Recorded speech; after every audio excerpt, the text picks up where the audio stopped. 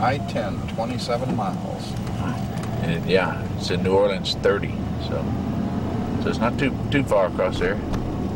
22 miles, I think I've heard.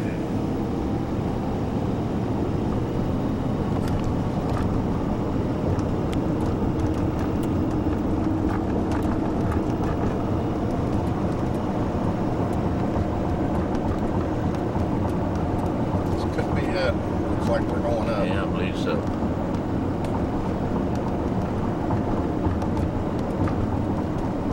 I think they'd have the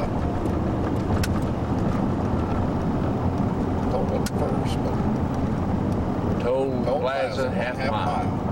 New speed. New speed.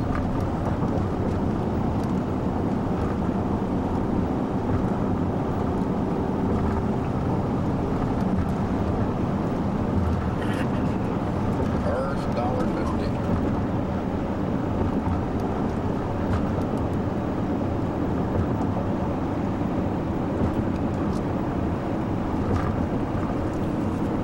Truck shoes right lane, scales ahead, U-turn, keep left.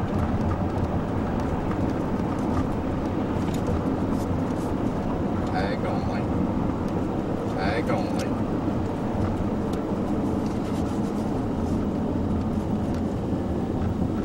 Tags and cash. Mile 1610 on AM radio for traffic, weather, and roadway information.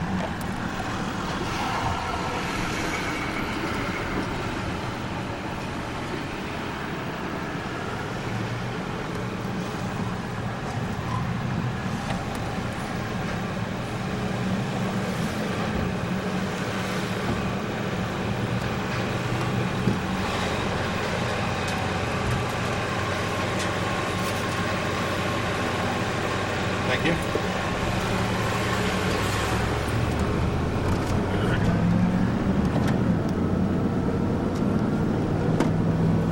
There she be. Yep.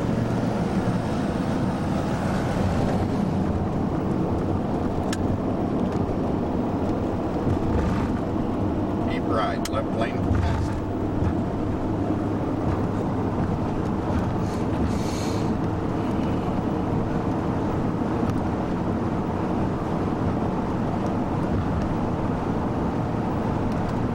Like I said, what's fascinating, you just look out there, it looks like you're driving on the ocean. Yeah, you you know? don't see any land.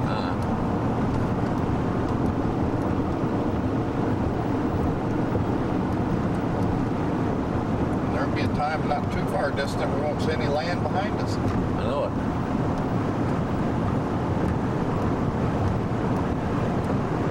There's a boat out there fishing. Right.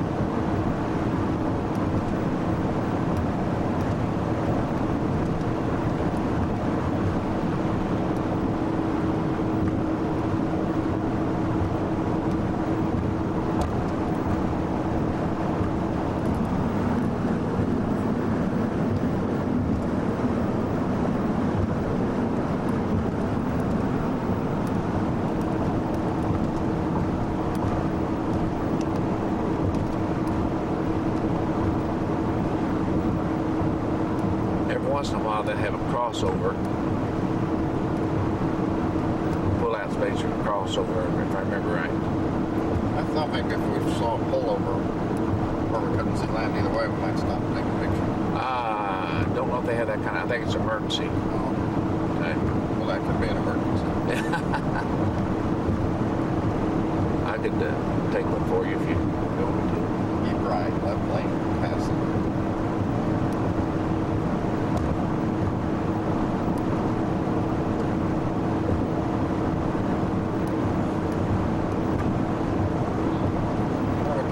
bridge is in the United States? I'd say this would be close to it, wouldn't you? Yeah. I don't know where it's at. Someone told me about one somewhere in the southwest. Southeast, over on the coast. That may be longer. I don't know. I know there's a 7-mile bridge. No. Yeah, here's a cutover. Yeah. At least that.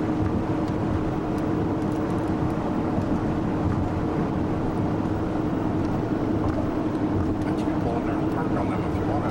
No signs say you can't.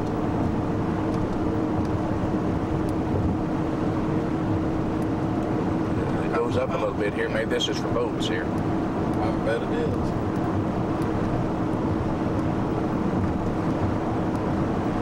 It's not a very big one. I wonder how deep this is. You realize the work that went into building this? Oh, Man, wow, 20. Well, that's a view. yeah.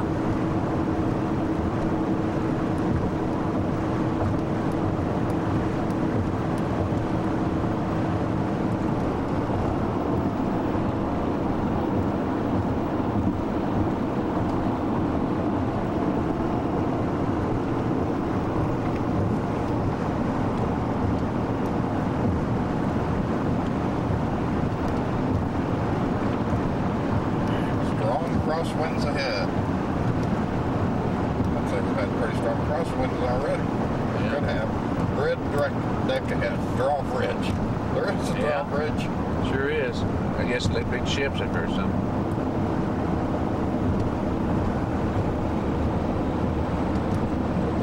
That's it. Yep.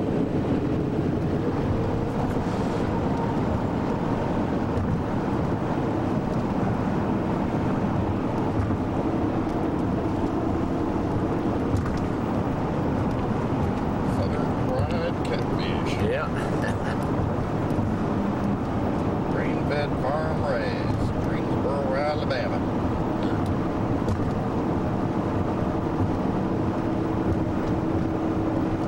Kind of construction or something going on. Or work or something. Yeah. Drawbridge probably. Probably people working the drawbridge. Yeah. Still quite a little walk from your parking lot. Yeah. I don't know if you can see it on the video, but over there is a skyline of New Orleans. And there's some sunshine on the water. That's pretty. Yep. On Lake Pontchartrain Causeway. Pontchartrain Bridge. Here's another, look like a drawbridge up here. I didn't know Now that. there's a big hump up here coming. Yeah.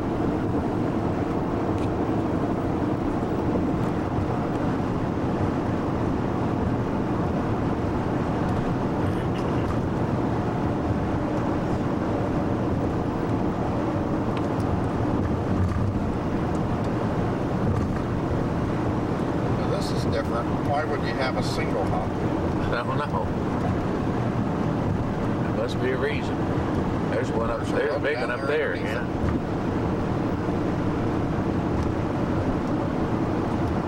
There's kind of an exit down there. There's something underneath. Huh. Be some kind of a work area or something. Yeah, something.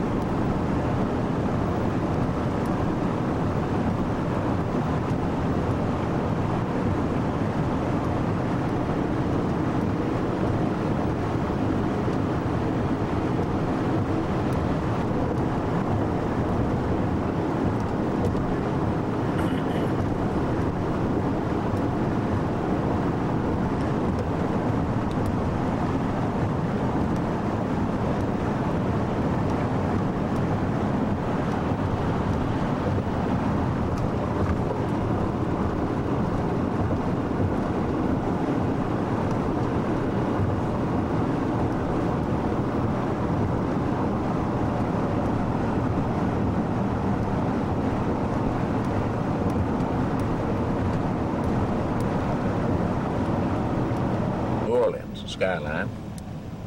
We're also looking at the bumper-to-bumper rush hour traffic here.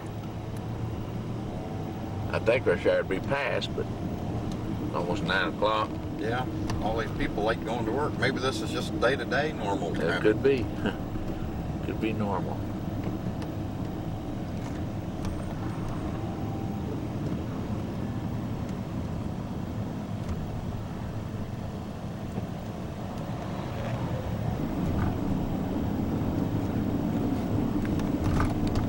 Four lanes of traffic down there, bumper to bumper. Man. Good crawl.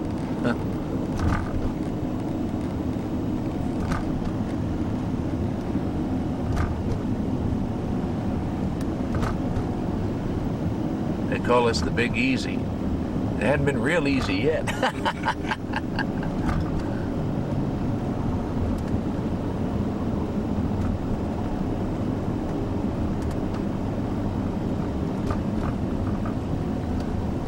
A lot of the traffic's going off at the Superdome there. Yeah, sounds good to me. Yeah.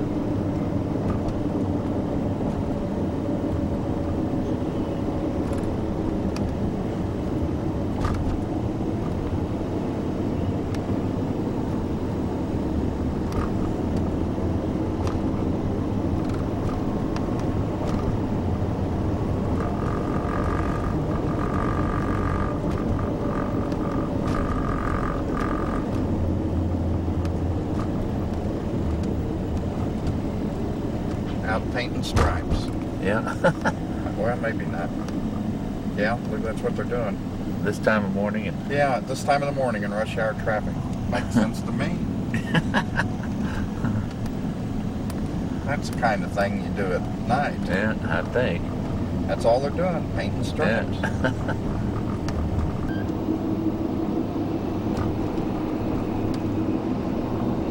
At least we're past them now.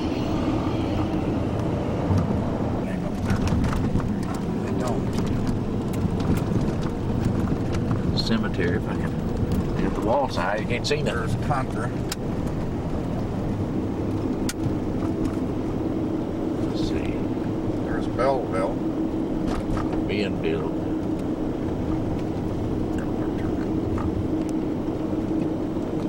Alright, we got this Canal Street right here. This is Okay. it. This is where we wanted to be. Yeah. Light changes on us.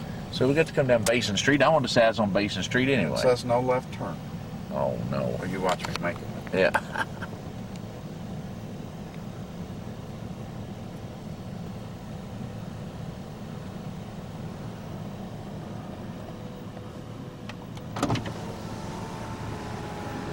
And then we want to go down to North, let's see, what did I say, St. Peter's? North Peters or something? I don't remember, but you may want to, after you're done taping, grab a map again, because we've got canal, but I'm just driving. Let's see, there's your little map. Up there, can I borrow your map? Yeah. St. Peter's and take a left. Yeah.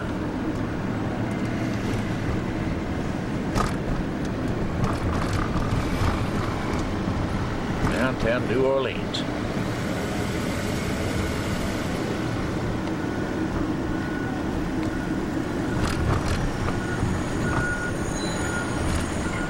Well, anyway, whichever direction's east. I believe That'd be that's left. right, yeah. So the map looks anyway.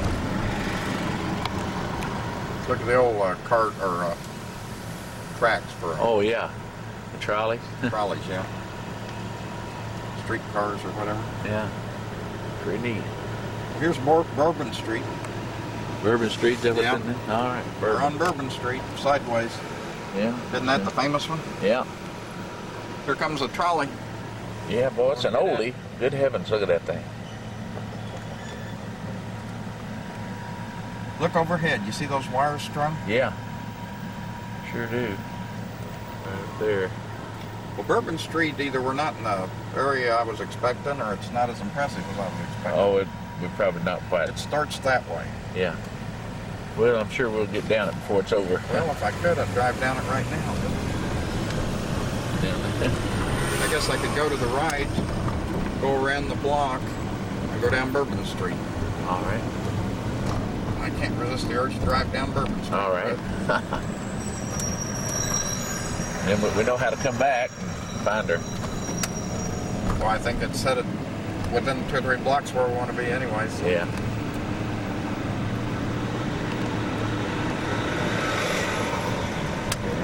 This.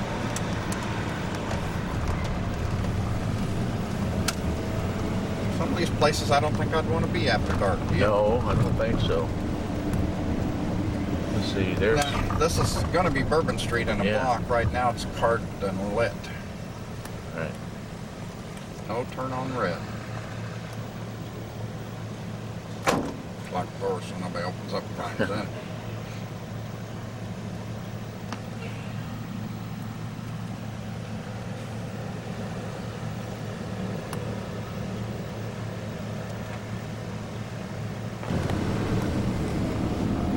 Now, straight ahead's Bourbon Street. Right.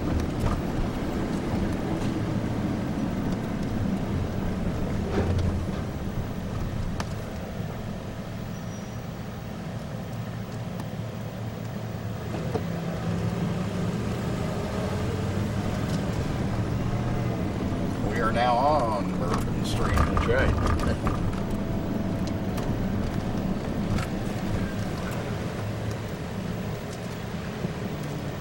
It looks like it's delivery time. Looks like, man. All you see is big trucks and trash. Redfish Grill, Oyster AR, Storyville District Jazz Parlor.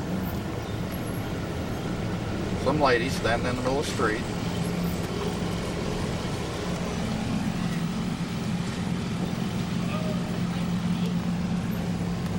Bourbon Street.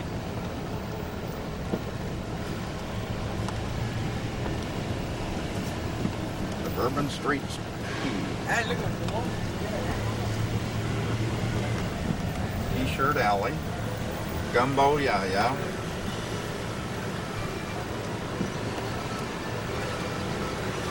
Hear a little bit of Bourbon Street music. Yeah.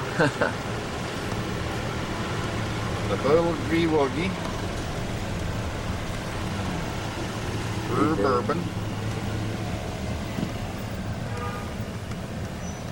Place doesn't look real safe in the daytime. No. Much less of a night. I was going to say, it's not a place I don't think I would want to be at nighttime. That's probably jumping at night. Look at this. Bricks Look at Cabaret. this. What? Look at this sign. Lust is life. Oh, Lust is live. The rest of Condom Company. Good grief. Temptations. Mango Daiquiri.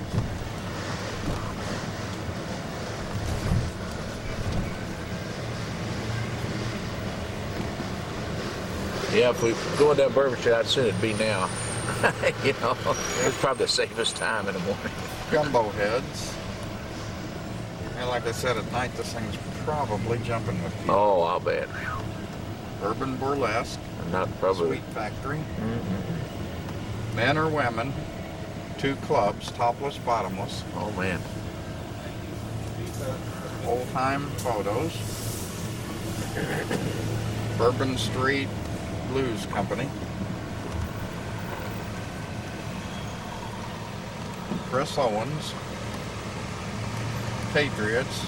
Bourbon Benex. Cajun Cabin. World famous live acts, men and women. Pizzas. The Orgy. Good grief, the orgy. Bottomless, topless table dancing. Free admission, no cover. Bourbon Street Gallery. Don't sound like the most wholesome place to be, No, does it? It's Where's not.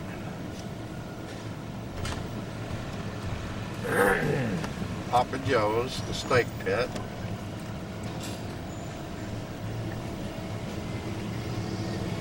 R&B Club, Daiquiri, Sammy's Steak and Lobster, Yesteryears, Pat O'Brien's, Sunrise, Fat Tuesdays, Crazy Corner,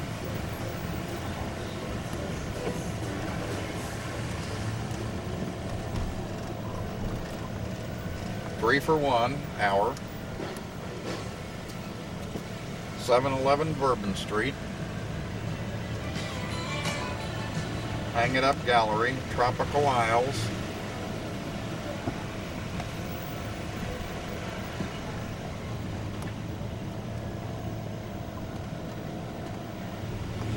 Funky Pirate.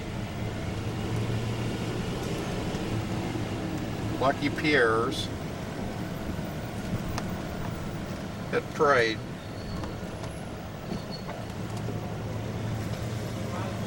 The Bourbon Pub. Looks like it's starting to drop off.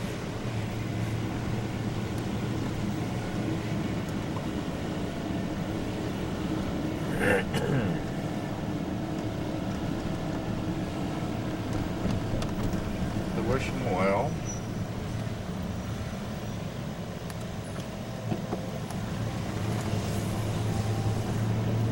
Just Another Friday. Mary's True Value Hardware. Yeah. They could bet run out of the joints. Yeah, I think we passed the... Let's see if we're still on Bourbon Street. Yep, Yeah, still we're on still Bourbon on. Street.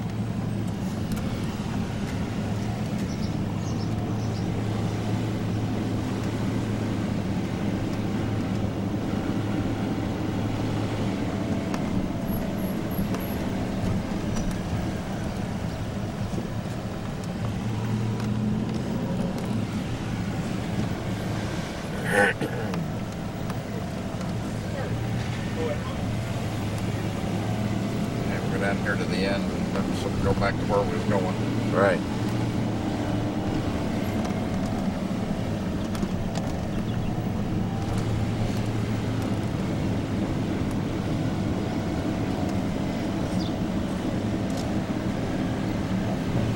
That was pretty interesting, I It would was, say. yeah. It's a,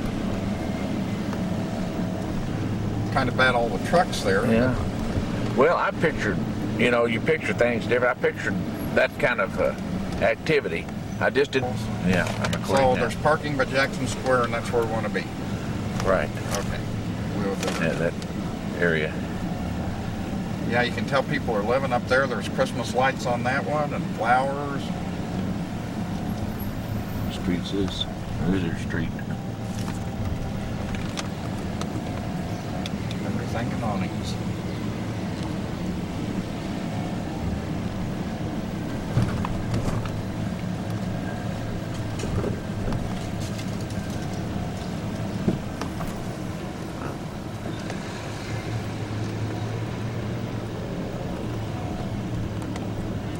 Your map is reflecting off your window. You get better view. There you go. I can use that. This looks like public restrooms, maybe. St. Philip. There looks like parking over there. We wonder if we're Yeah. where we need to be. Well, let's see if we're getting close. Wonder if this is Jackson Square. Could be. What is Let's it? see. I mean, is it a... Jackson Square is a big building. Yeah, that's the river right over there. So Jackson Square's got to be it's a big open area that with the statue of Andrew Jackson, Oh, okay. So that'll help me find it. and it's a big I would say fancy this building. could be it right here. Could be. Bet you it is New Orleans. New Orleans. That's it right there, I think. Yeah, sure it is. Oh, right there. Uh-huh. So now, do I want to find parking? Is this near our... The parking's right down here, close public parking, so we'll keep our eyes open. Okay, and is this near our boat ride? Yeah, boat ride's right down. Well, it depends on which boat ride we take. Well, which one do you want to take? Well, the early one's on down, but it's on the river deal, you know, the river walk. So Okay, so there's a park, let's see, do we want to get It out says here or go parking. down to our boat ride, or... whatever you want to do. I don't know. That's the whole thing. Yeah, I don't either. I mean, I don't know. If you want to do the 11:30, let's see, it's almost 9:30. Hotels and shopping that way. It's not. I wish I could show you. Here this is getting ready to go on the river walk here in New Orleans. The birds are singing all pretty for us. Hang on. I don't know what that is in the background, but it's pretty. Big building. Yeah.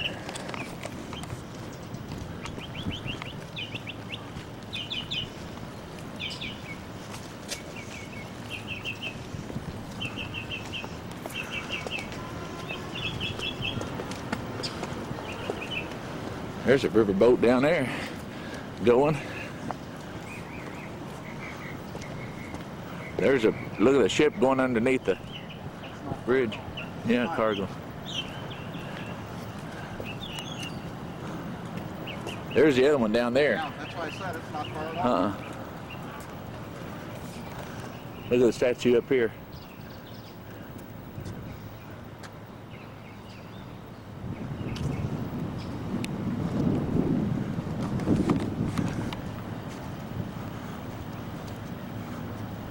The only problem I see is it's left.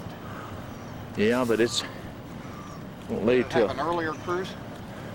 I don't know, but it's supposed to leave it. Didn't it say 10:30? I was just, all I ever heard was you say 10:30. Yeah.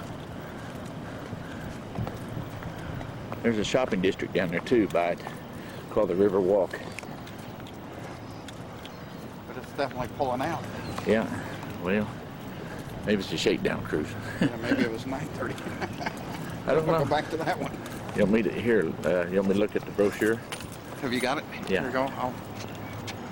Well, we thought we was going down to ride that, but it's moving, so we don't know what's going on. Price daily, 10:30 and 2. Huh. Maybe it's coming into park. Could be. That's what it looks like it's doing.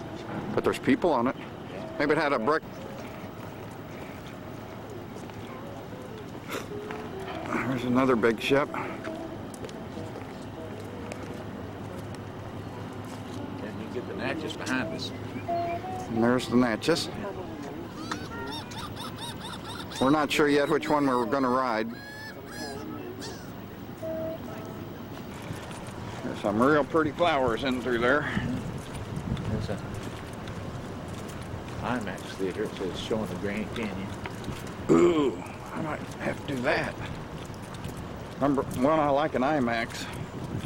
There's something you won't see very often on this trip, this tape. What's that? Fred. Me? That's right. Yeah, if it was anything but the Grand Canyon, I'd say no interest.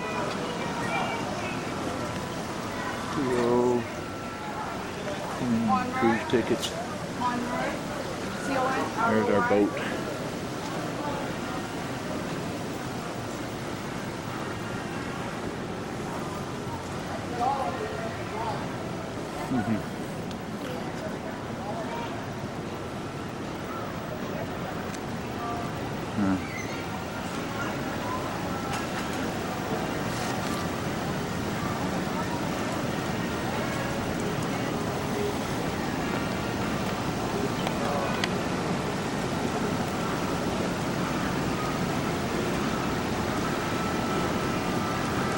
Ready?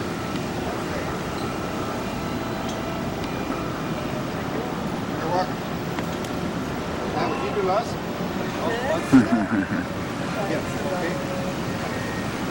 Step right over here, Fred. Okay, we're with them.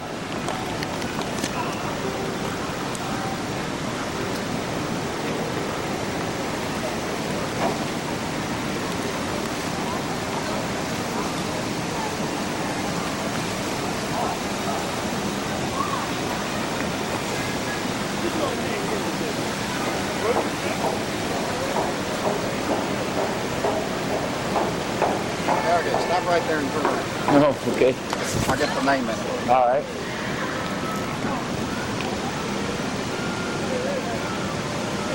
I think the name will show.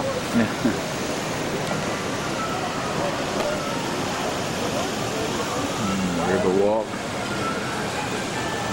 Riverwalk's a lot of shops, but too expensive.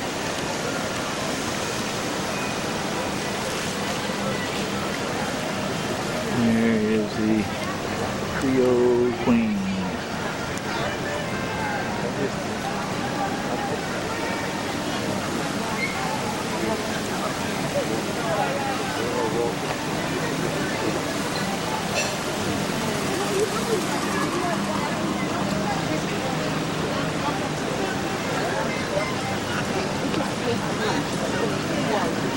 Ja, så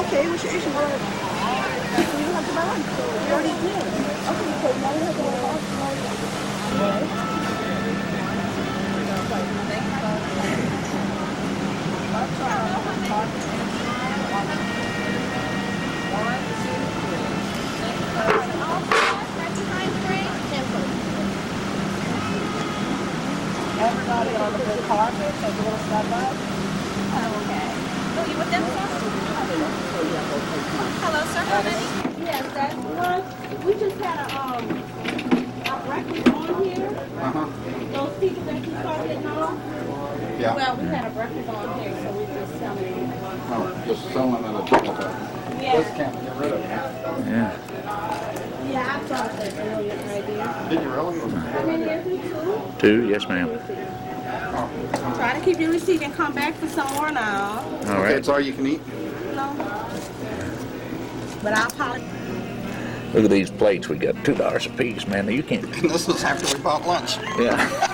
Yeah, we still got lunch coming. We're not going to be hungry on this cruise. Well, you think about it.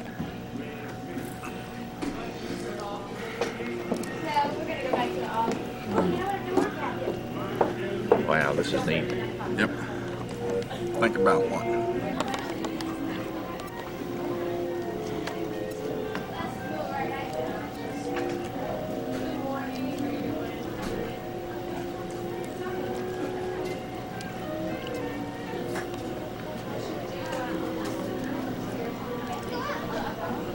Being a commander.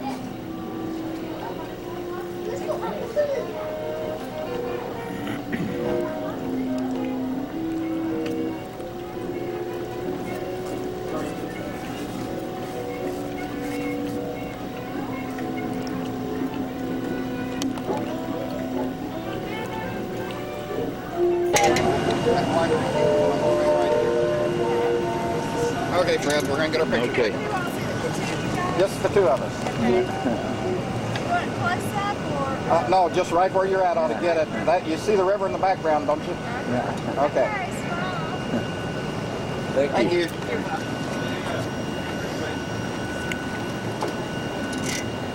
Ooh, got the bridge back there too. Yeah.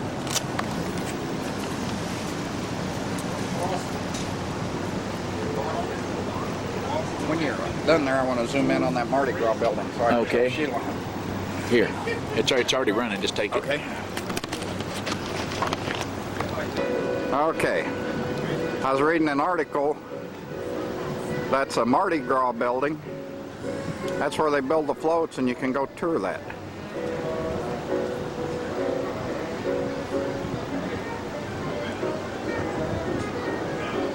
It says daily tours on the roof. 303 is fully U.S. Coast Guard approved. We have personal flotation devices in many large compartments above the vessel.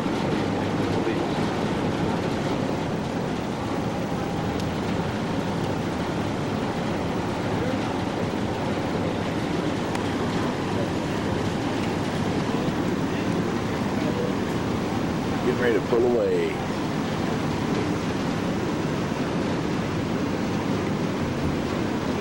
Well, you know, there's a boarded on our middle deck this morning. On the middle deck, we have a climate control queen and king room. The queen room is by Nikki, the bartender at the Queen Room Bar. Serving up all of your favorite drinks. Nikki will make you the Cajun Bloody Mary, Cajun Bloody Mary, the hotter and spicier than the traditional Bloody Mary. Try one out, see what you think. We also want to try one of our frozen margaritas, Cajun coladas and daiquiris, beer, wine, soft drinks, and bottled water, so you can do Queen Room Bar. Stacy's at the Creole Queen Cafe, serving up a delicious Creole menu. Also, we have the breakfast special this morning for $2. Scrambled eggs, bacon, hash browns. $2. Can't beat that. Okay. Also on the top deck you find barrel in the gift shop with a lot of nice gift items and souvenirs from Mr. Chief. The Creole Queen with the premier company of Yeah. the Being rolling down there. Christmas in September of 1983. We're 200 feet long, 40 feet wide. We draw 5 feet of water. Nice shot of the Placement front of the there. vessel is 4 We're licensed to carry 1,000 passengers. Our paddle wheel is 20 feet in diameter, 24 feet wide, with 20 buckets that are stacked. It weighs approximately 19 tons. And yes, that is only the propulsion water here on the wheel. Queen is a paddle wheel.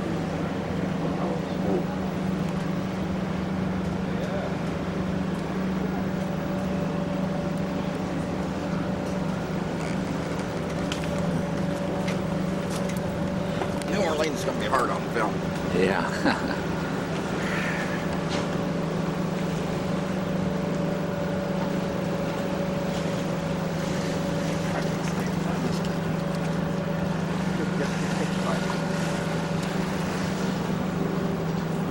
As we come in on our paddle wheel now to begin our cruise down to the battlefield, we'll be down there about a half an hour or so. Call your attention off to the left side of the boat, you'll see the Canal Street ferry landing. Off to our right, the ferry boat itself, at its west bank landing. The ferry connects the heart of downtown New Orleans with the west bank community of Algiers, which is also part of the city of New Orleans. The ferry is operated by the state. Canal Street also marks the upriver boundary of the old French Quarter. We'll be passing several commercial wharves on our cruise today. Each of these wharves have a little history of their own to be told, and we're going to do our best to tell you something about each and every one of them, not the least of which is the open wharf to our left, the Bienville Street Wharf, named for the founder of the city of New Orleans, a French-Canadian man born in Quebec. His name, Jean-Baptiste Lemoyne, he had the title of nobility, Sieur de Bienville. Bienville, along with his older explorer brother Iberville, explored the Louisiana territory, gained vast knowledge of the region, but when the task came down to founding a city, he was given to young brother Bienville, who had become more familiar with the local territory. He founded the city in 1718, calling it Nouvelle Orleans in honor of the reigning regent of France at that time, the Duke of Orleans. He was also 3 times governor of the territory of Louisiana. Today, Bienville and Iberville are 2 streets which run side by side in the old French Quarter. Steamboat Natchez to our left. Natchez is a steam-driven stern wheeler built right here in Louisiana in 1975 behind the Natchez, the Jackson Brewery. We used to brew Jack's beer at the Jack's Brewery. Jackson is an old New Orleans tradition for many years. Recently renovated, however, it now houses 60 shops and restaurants, great the Riverfront Festival Marketplace, and a restored 19th century brewery. Past the Jack's Brewery coming into view is the most famous of all New Orleans landmarks, Jackson Square. The center of the square dominated by the St. Louis Cathedral, built in 1794 Spanish design. However, rather remodeled into its present appearance in the year 1851. The building to the right is a Presbyterian priest house, built in 1791. The building to the left is a cabildo, home of the Spanish governing body and our first city hall, built in 1795. The red brick buildings on either side of the square, the Fontalvo Apartments, built in 1850 by the Baroness Talbot. The boardwalk running across the top of the levee is the moonwalk, named in honor of Mayor Moon Landrew under whose administration it was built. The gray rock facing on the levee is riprap, placed there by the U.S. engineers to prevent soil erosion to the earth and levees caused by the strong currents of the river. Long buildings running parallel to the levee just on the other side. Those are the French Market buildings. The first we're passing is the oldest in the group, dating back to 1830.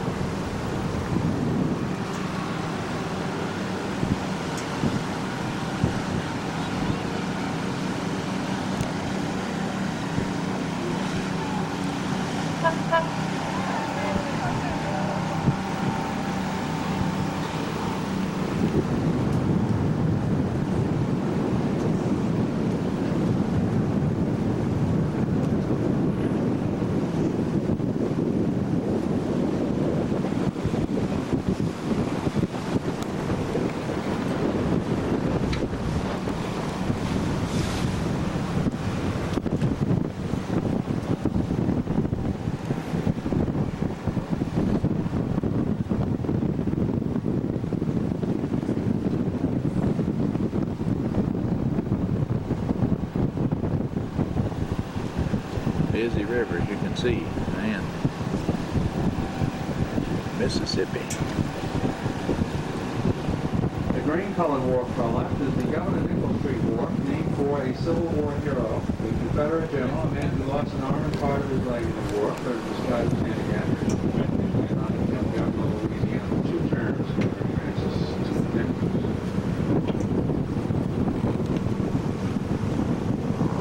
The yellow wharf to our left, that's Esplanade Avenue. Esplanade Avenue marks the lower boundary of the original city of look over here where the green shed meets the yellow shed, we've got this tower with the red green flashing light on top of the radar scanner. The white booth at the base of the tower, that's the Governor Nichols Harbor traffic control light. Traffic light for river traffic, which acts much the same as a traffic light on when the rivers go. It's used to regulate the flow of vessel traffic. Inside that booth is the federally licensed pilot with constant radio communications with officers transmitting on the report. Coordinates. The next two boards are Fred, if we could talk him into it, he could take us right up to Kansas City. It could, yeah. Right up the river. Yeah. Bernard Marity, the Vanderbilt, Covenant historians, the greatest. Wouldn't you love to do that? Yeah. Take us to St. Louis and then turn right on the Missouri River. Never really properly Left out of the river. Is it left? I thought if we were coming from south, it'd be. Oh, you're right. You're right. It'd be left. After the age of 50, he had to work. Well, this was a terrible shot for this fine old gentleman, but had a strong constitution. Before dying of poverty, he was 53. Our married commanded the Press Street to your left is also part of Vanderbilt's property. It's the land built on top of the press land here.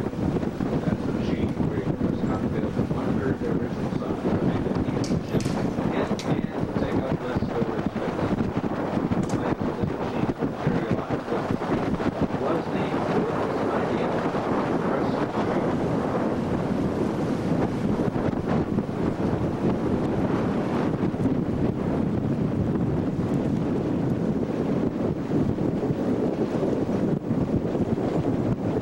How old that wharf is.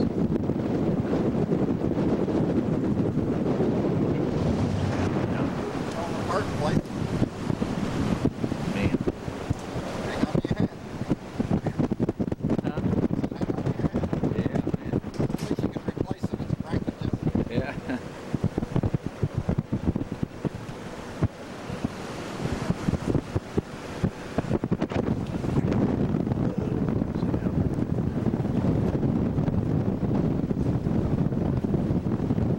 Look at those two ships down there. You see them? I know it. Side by side. You want to get them? Film? Want to tape a while? I've got to tape it if you want to take it over there a while. I was just going to point that out. Yeah.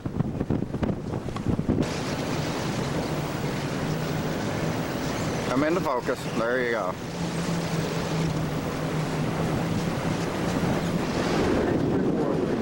Desire, walls and fillets. The reality is no longer more additional to the gentleman who owns property here than the picture bill being laid out around.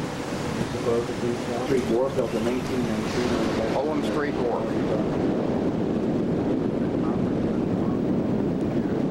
Property today is the Gum Outpost. The facility here has been a major port of embarkation for military cargo for the Second World War, Korea, and Vietnam. Within the facility, Cape Kennedy and Cape there's a Knox. number of government agencies. There's a unit of the Panama Canal Line Company. Those are big ships, too. Military Sea Lift Command, and last but not least, a unit of the U.S. Army Corps of Engineers. The engineers have the responsibility of keeping the channels open in the river. Vessels operated by the Maritime Administration through possibility to carry supplies through orders to the Southern Coast.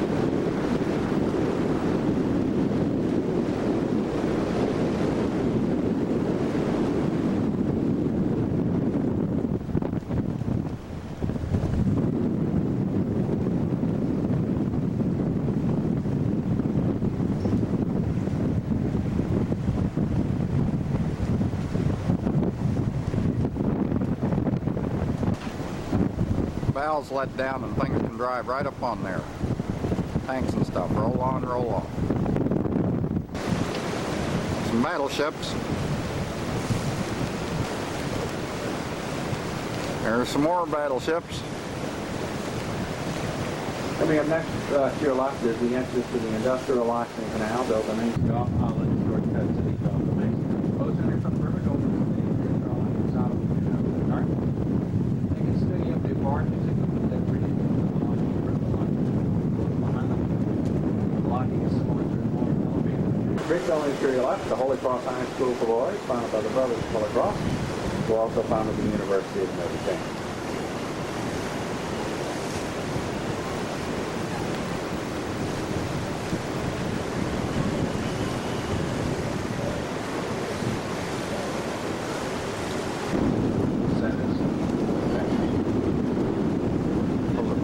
houses.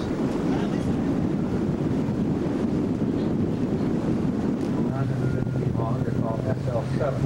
They are proven equipment carriers used by the Navy. Entry features are simply that door that falls off the side of the ship to allow access to like cargo bay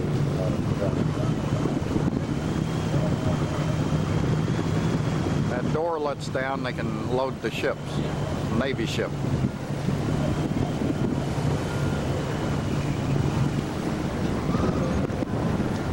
There's Red holding his hat on.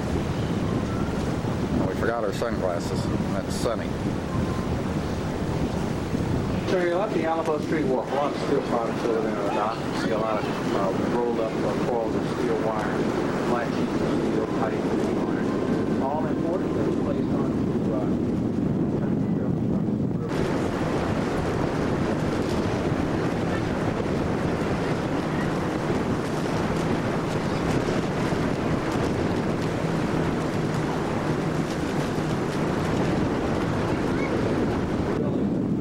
It's the headquarters for the Louisiana National Guard.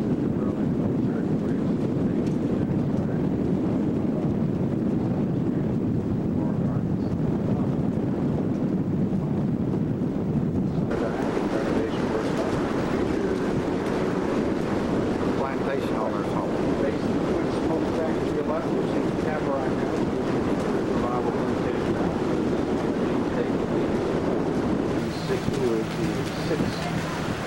Carrot, which is a carved version of steel. It's never rubber automatic shooting takes over. It's autonomous front of the carrot. This wind almost takes your breath away.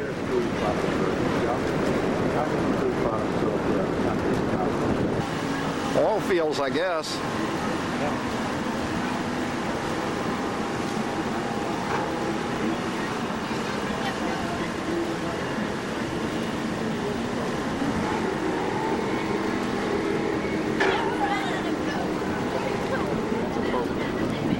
We're getting ready to go where the Battle of New Orleans was fought.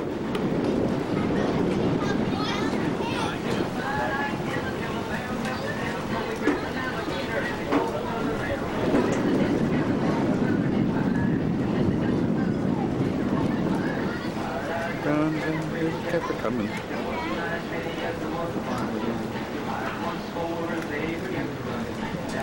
That's where we're gonna dock, I'd say.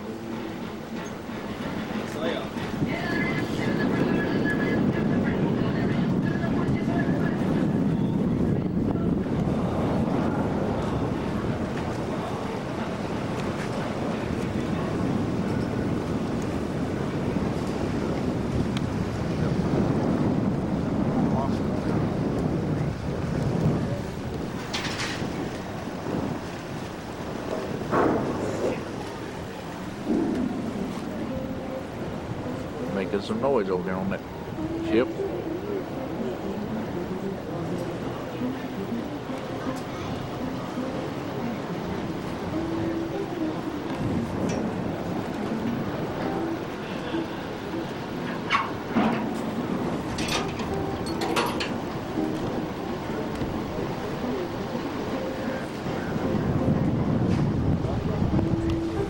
There's the battlefield sign of the Battle of New Orleans.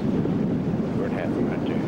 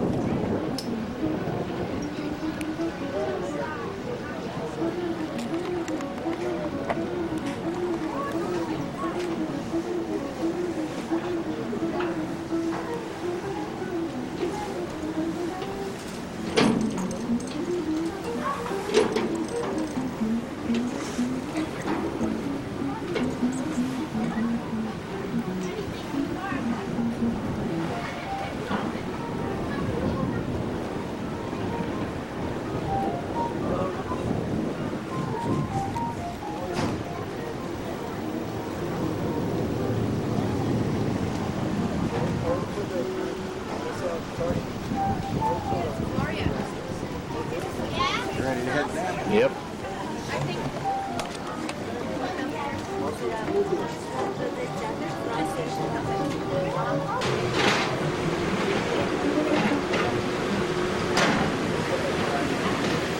All right, ladies and gentlemen, the gangway's going out. Remember, we'll be down here for 40 minutes. 40 to 45. Yeah. We want to get left behind. We got to let people Looks good too, don't it? Remember, we'll sound the whistle 5 minutes prior to our departure. Looks good. We'll be here for 40 minutes.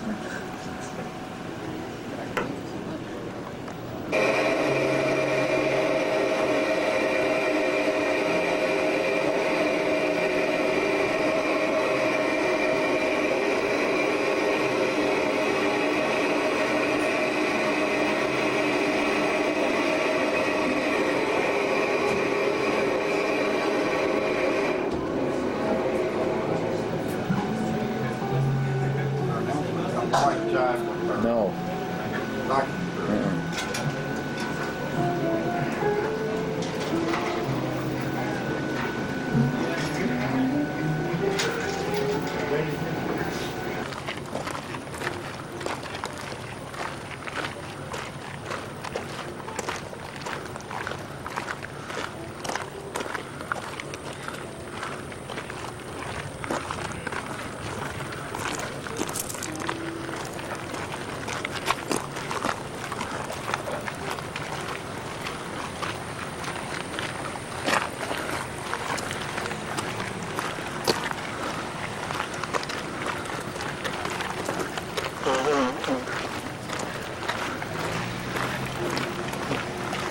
There's Mississippi right there.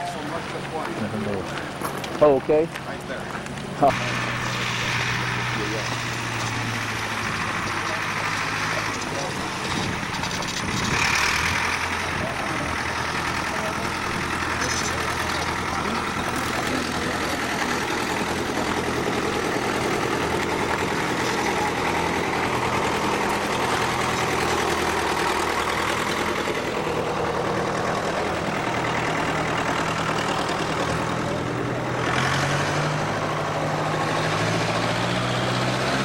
Those battle was fought right down on the river, wasn't it?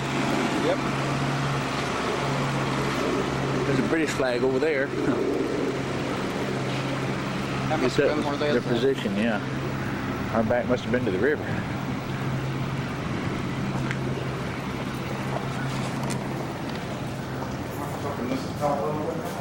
Yeah. It's not. It is.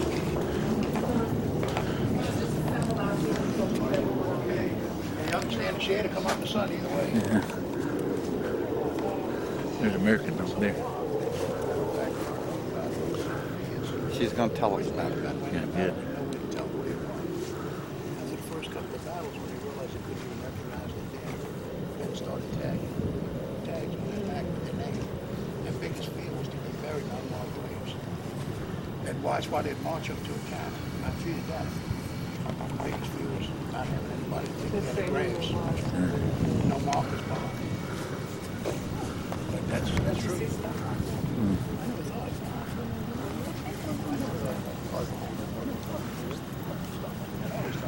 Something that's going to identify, especially dog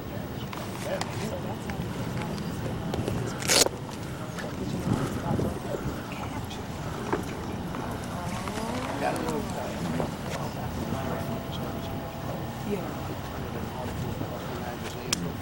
pictures of it. I was sitting there looking at a picture.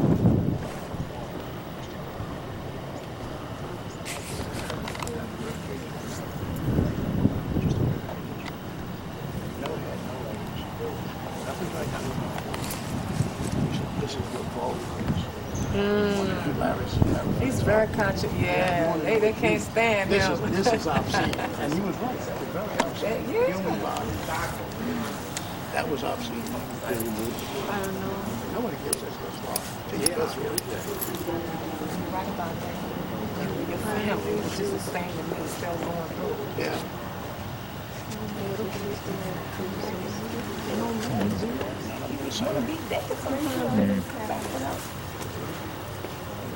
Folks, we're going to get ready to start a presentation in just a few seconds, but we're kind of waiting for everyone to assemble out front.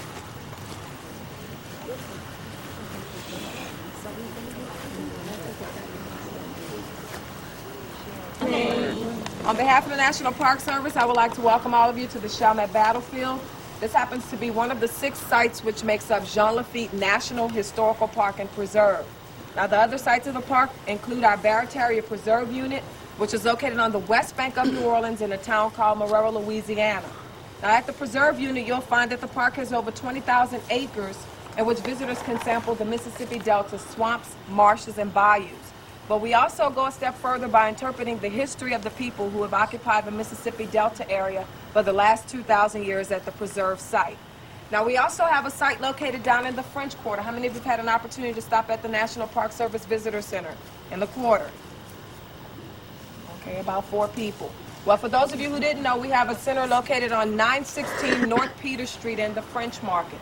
There we offer a free 90-minute walking tour of the French Quarter, which focuses on the rich history and multicultural diversity that has helped to make New Orleans the unique city that exists today. Free 90-minute walking tour. Now, this park would not be complete if we didn't have some units that focused on aspects of the Acadian culture. How many of you have heard the word Cajun since you've been meandering throughout the French Quarter downtown? Well, Cajuns and Acadians, these are one and the same people. At our Acadian cultural units, we interpret the history of these Acadians who have occupied Louisiana's bayous and prairies. Those units are located out in Lafayette, Thibodaux, and Eunice, Louisiana. Now, our park is very unusual in that it is spread throughout the southern part of Louisiana. The reason for that is that our mission is actually to interpret the history of the Mississippi Delta region.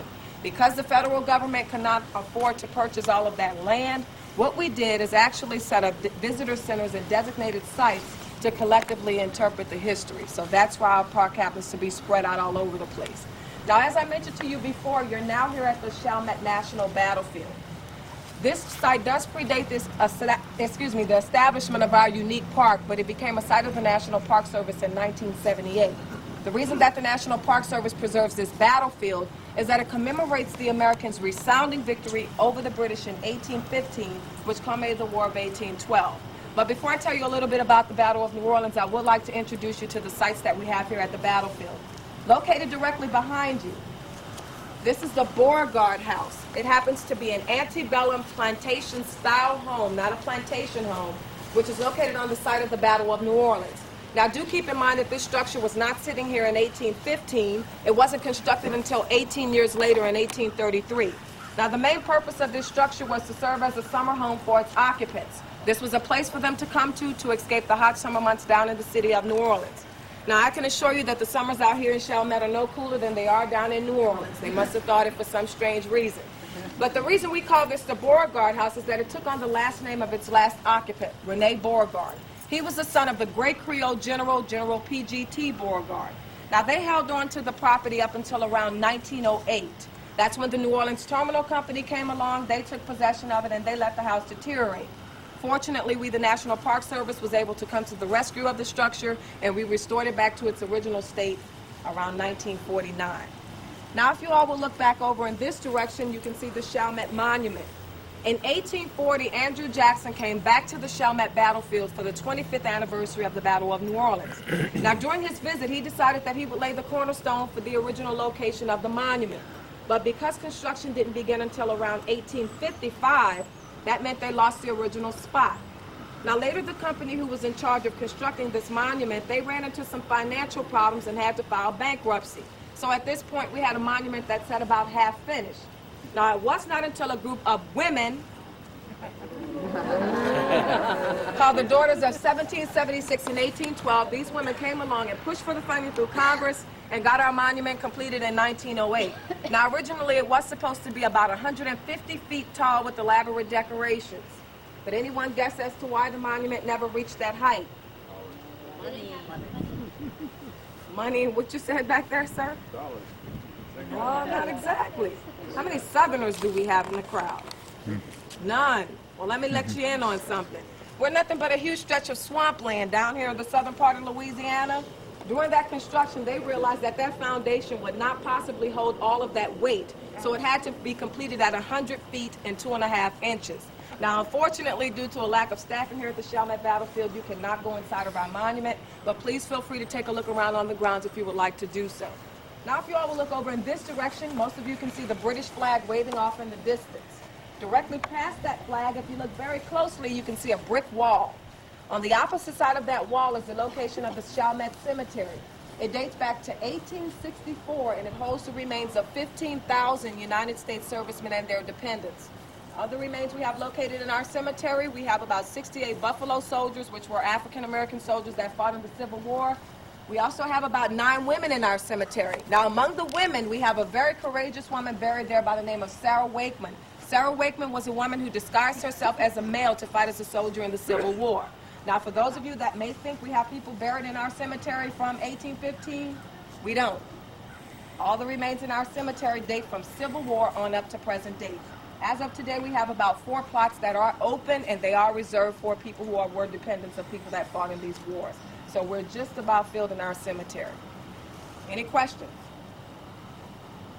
What happened to the dead of the war of 1815? Well, for those men that were from around the New Orleans area, you can best believe they took them back home and buried them.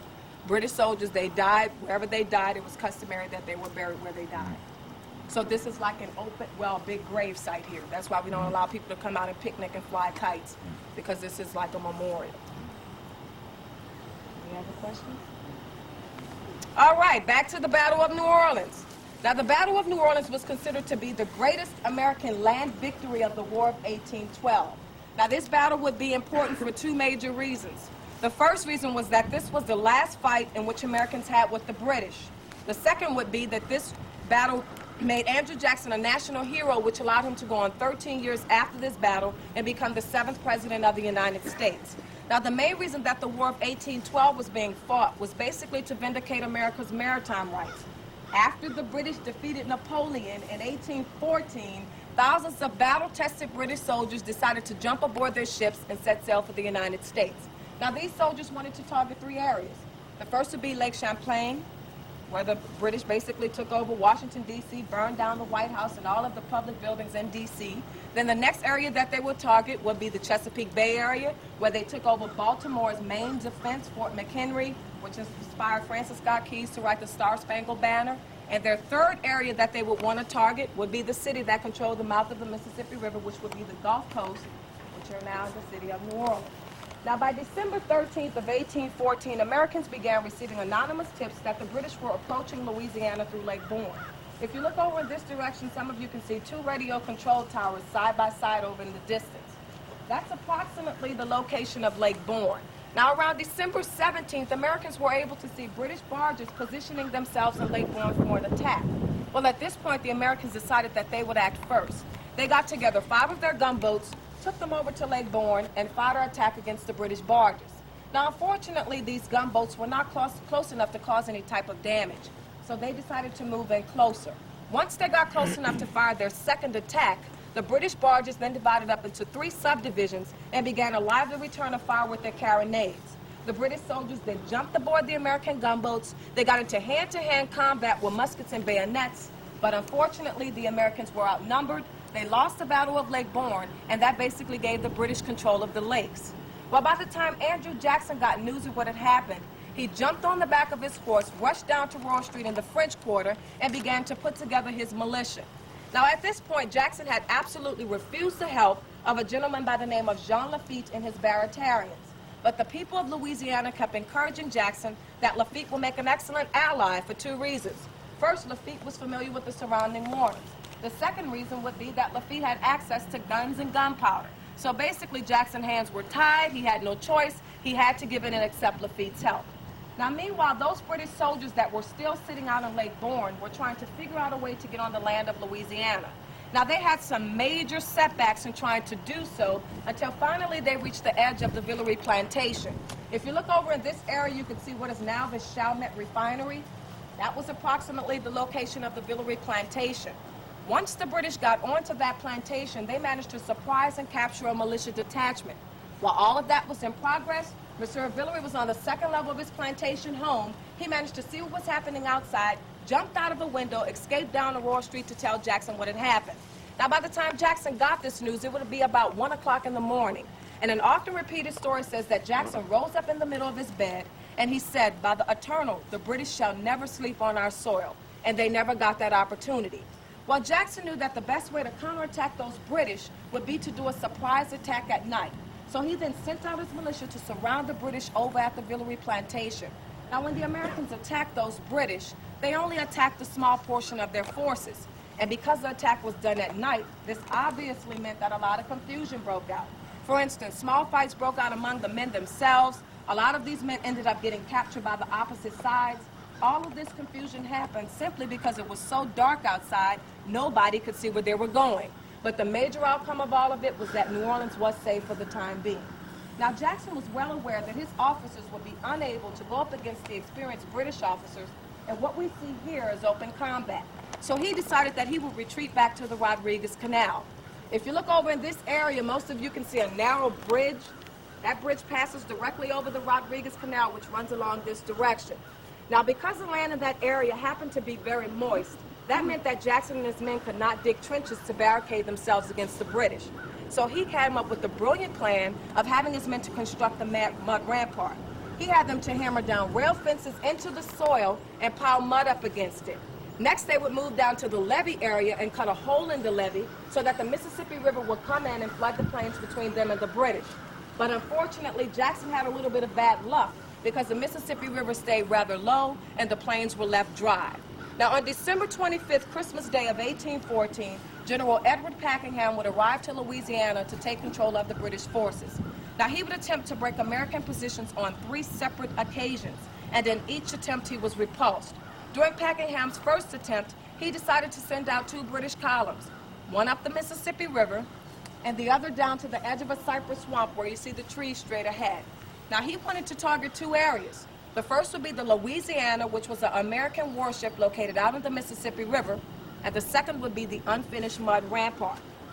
For during this attack, the British fired first, but fortunately, the missiles from the Louisiana and the American artillery on land managed to break up the British column at the Mississippi River. Now, while all of that was in progress, Packenham was at the opposite end of the battlefield with his other column.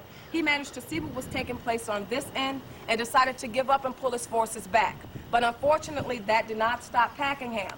Now, his second attempt to target American positions, he wanted to target the McCarthy Plantation, which was located on the opposite side of the Rodriguez Canal, simply because that building was serving as American headquarters. Once again, Packenham attacked first. The Americans returned fire. This cannonading went on from early that morning up until about 1 o'clock in the afternoon, when Packenham decided to give up once again and pull his forces back. Now, his third and final attempt to break American positions would occur on January 8th of 1815. Now, during this attempt, he wanted to target the Americans from both sides of the Mississippi River simply because there were no war vessels to prevent him from crossing. But he had some major setbacks. For instance, the canal that Packenham dug to get his boats out into the Mississippi River, that canal would collapse. The boats that he managed to get out into the Mississippi River, the current carried them downstream. So as far as time was concerned, he was set back tremendously. But finally, he was able to get together his troops to rally on an attack against American positions, only to meet the fire from Jackson's small guns and artillery, which practically ripped through his British ranks with devastating effects. The troops he would have coming from the Cypress Swamp direction on that day, the Americans managed to left flank them.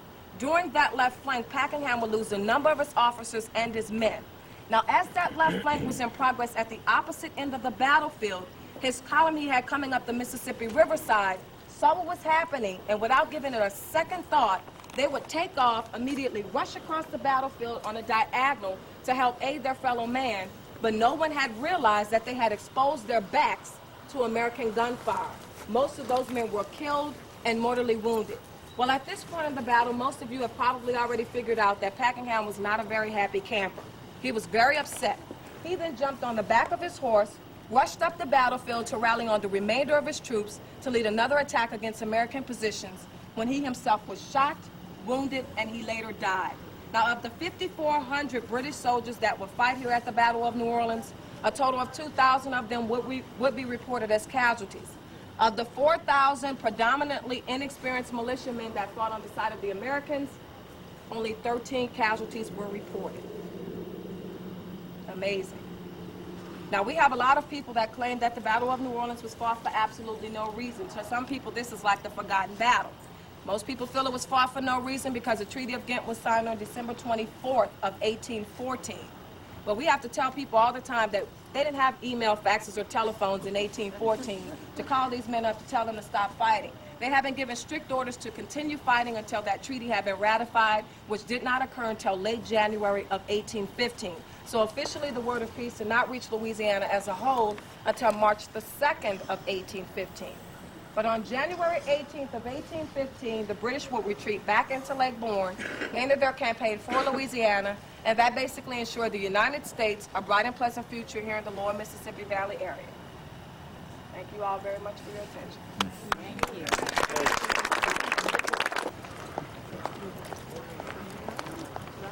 Yeah, you can get away from power if nothing else. The British kind of thought that, well, look at those old trees. Gosh, look at those. Did you anytime zoom in on the British flag? by any Yes, I chance? did. Okay. So if you hadn't, well, I was going to borrow it long enough to you did. That's great. No, look at those old trees there, man. You get up to go before anybody else. Yeah, if we could get somebody to take a picture of that Yeah. background. Whatever. Do you mind taking our pic?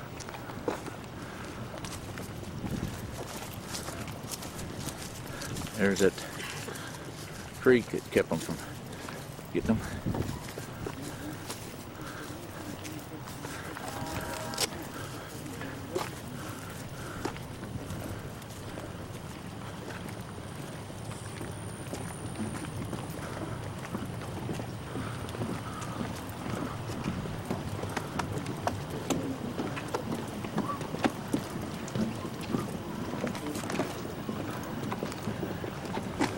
Like you say, you couldn't go in it. Do you remember? You didn't have to park the personnel. Oh.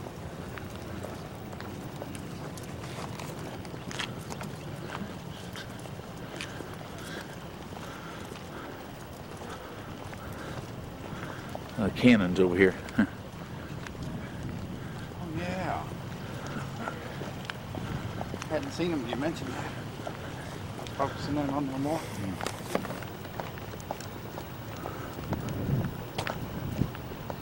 Well, here's where they stood against them, right here. Yeah, man. You don't have time, but it'd be nice to walk over there and see. Yeah.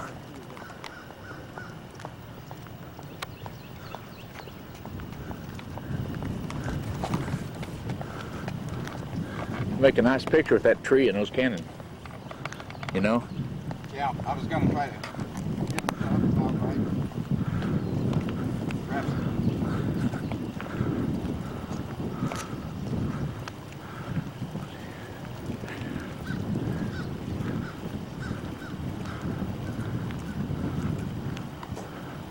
Battlefield right there. And the men died.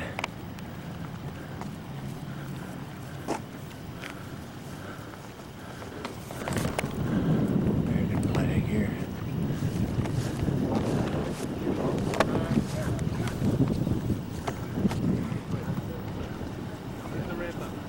I assume you want the trees and the cannons, right? Yeah, there's a British flag. Okay, you ready? Isn't that neat? Good. Yes, sir. Yes, sir. Flag button right there. All right, that's neat. Now, that's a good-looking view of that neat tree with the moss on it. I'd like to know, I wonder if this is the original ramparts they built. That's probably same location. Same location. Yeah. Wow.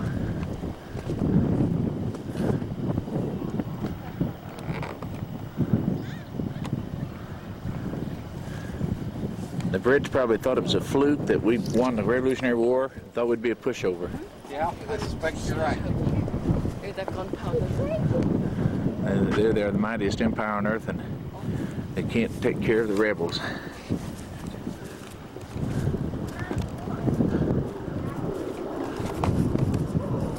Look how long that line is there where they had the cannon.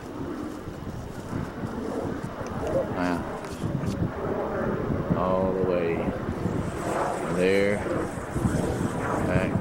here. Across there, battlefield.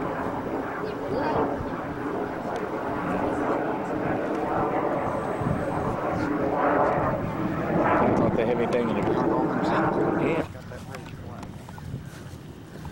Even a full zoom, it's pretty small, but I Yeah. think I want to get. I zoomed it in all the way on this. I want to get the pipe out of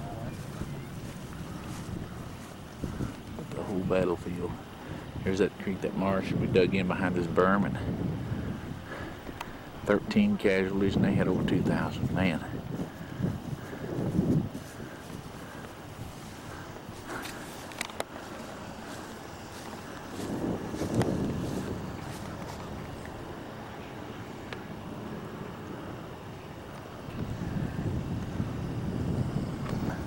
Got an old factory back there. Yeah. Well, you can picture the British running through the briars and running through the brambles, running for the places that a rabbit wouldn't go. That's where they did it. Ran so fast that the hounds wouldn't catch them. Down the Mississippi to the Gulf of Mexico.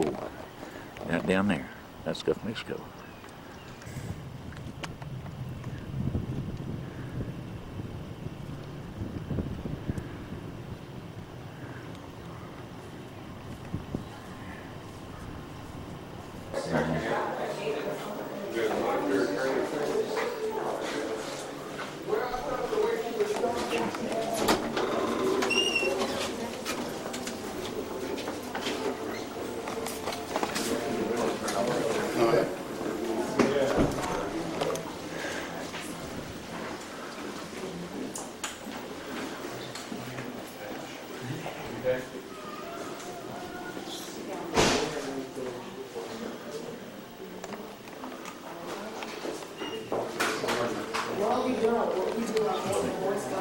I got you one of these. Oh, Tell us good. about it.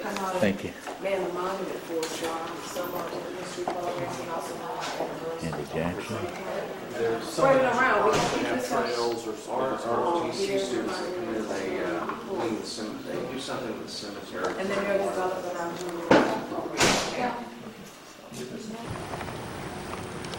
Now here's where we were, battlefield, and there's the Mississippi. Give you an idea how close it is. There's our boat. Let me go on a boat. This is jambalaya. That's gumbo, salad, and barbecue beef, and the Mississippi River. It's in Natchez.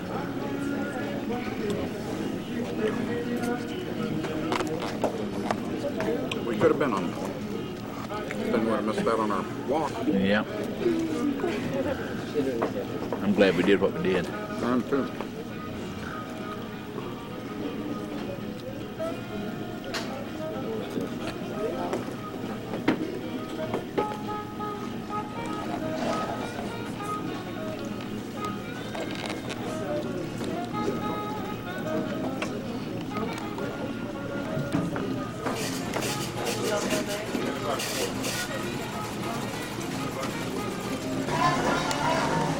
Fred and I's just kicking back, taking it easy, listening to a little jazz, cruising down the Mississippi.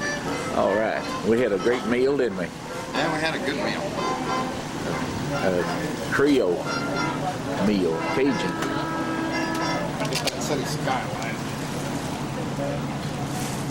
New Orleans. Fred, when you get a chance, take a look at that and see if you like it. Thank you. $10. 20 for two. Been around 7 or so, I'd have considered it. Yeah, that's just a little bit. For me.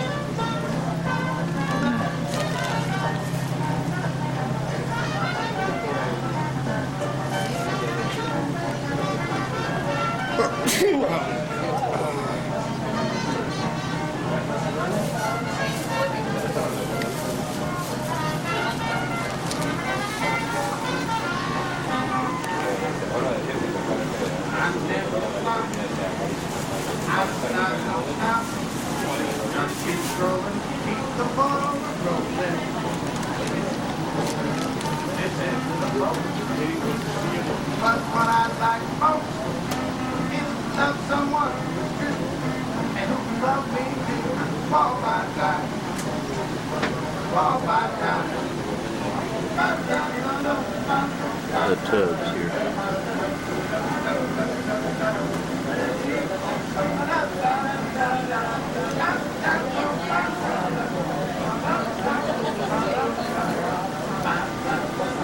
Go ahead, I'm listening. We got the, is there some more? Yeah, it's infantry. Oh, Compelled us to wait the attack of the enemy. I took every measure to repel us when something made to defeat the object he had in mind. Sent something with the something contingent, the Louisiana militia, and a army detachment of the Kentucky troops occupied an entrenchment camp on the opposite side of the river, fortified by something on the bank, and then supervised by Commander Patterson. In my encampment, everything was made ready for action when early on the morning of the 8th, the enemy, after throwing a heavy shower of bombs and muskets, advanced their columns on my right and left to storm my entrenchment. To speak sufficiently in praise of the something and determination with which my whole line received their approach. More could not have been expected from veterans and something to war. Cheers. To our right, another good view of the Jackson Square, some of the square, of course, dominated by the St. Louis Cathedral. To the right, is the Crest of Seal Creek's house. To the left is the Cabildo. On either side of the square, we find Telva Apartments up in 1850. 70 the first apartments that were built in the United States. Good view of the skyscraper skyline of the city to our right. The tall buildings that we see built over the last quarter of a century or so. For this time, we're going to the technical ability to build these tall buildings because we have brothers also here in Louisiana. There's an engineer developing technique where they draw steel pilings all the way into the saw saw until the steel pilings are resting on the rock below. So 200 feet of the surface. Then they start building the foundations of the skyscrapers on top. Some of the more prominent buildings in our skyline, we see the Marriott Hotel, the Sheraton Hotel, the one-story, one-shell square building, the tallest building in our skyline.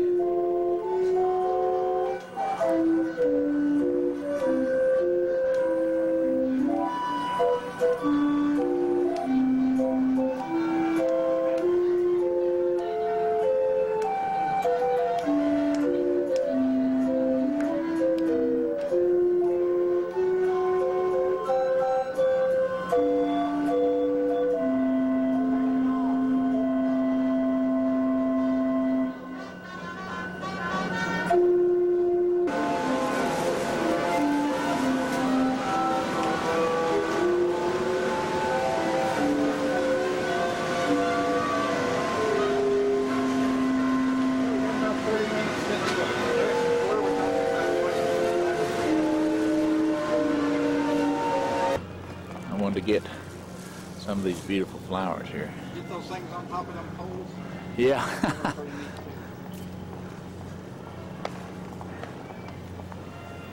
And that is beautiful, especially for this time of year, considering it's not even mid-March.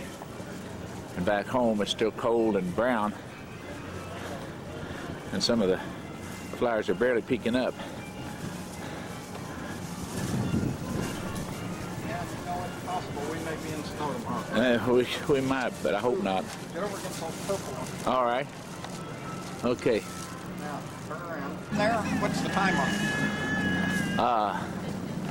It's 1:30. Okay. See, and I got a brand new one in my pocket. Oh, great. If I'd had it on a second earlier, I'd have caught the steam whistle there. Maybe I'll do it again. Is that the Natchez come back already? I believe it did. That's the flag it had on the front. Shorter ride. They left after us and got back before us. I bet you they didn't walk through the battlefield. They might have looked at it from the river. They would have been gone if they left at 11:30, an hour and 20, or an hour and 35 minutes. Yeah.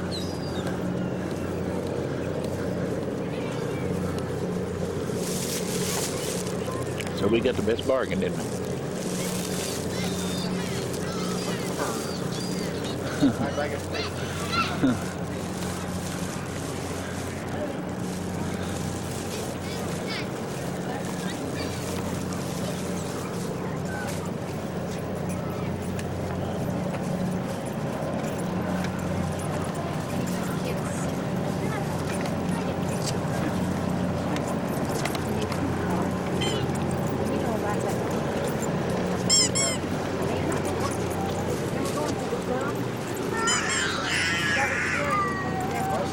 Weston, the Marriott, the Sheridan, Yeah. all right here with them. Right. I'm not going to screw it up that way.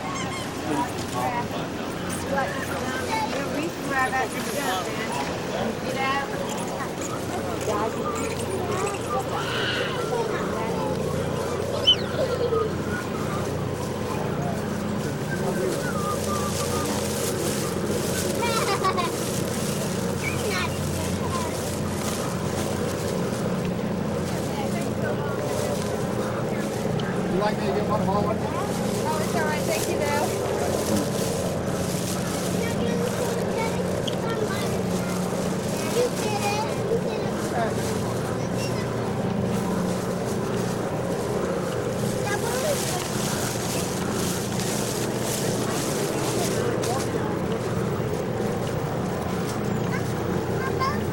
I got you,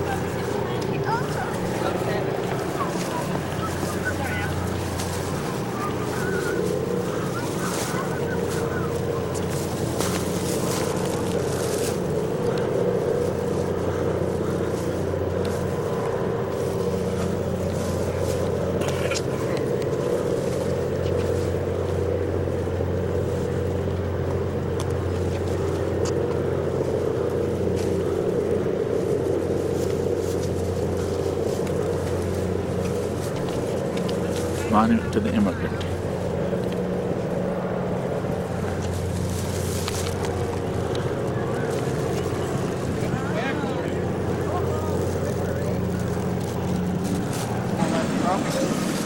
Yeah, this all this here.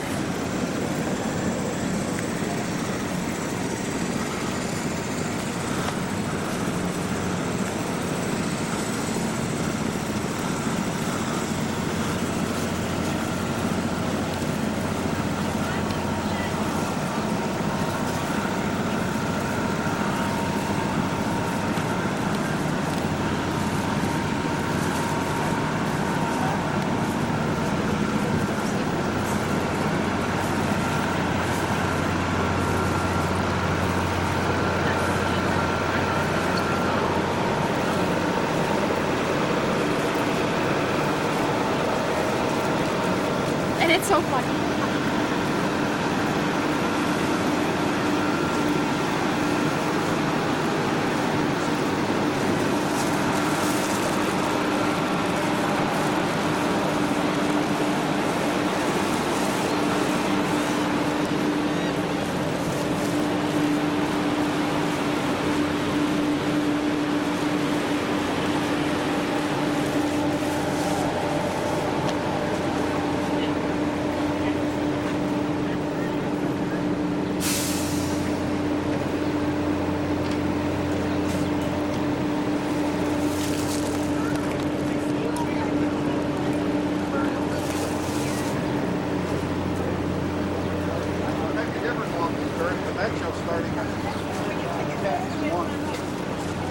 really? That one?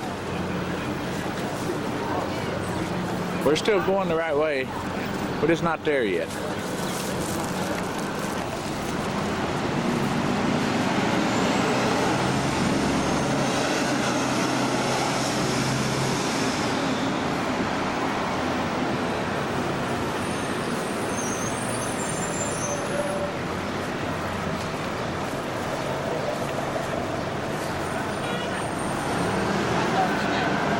Yeah.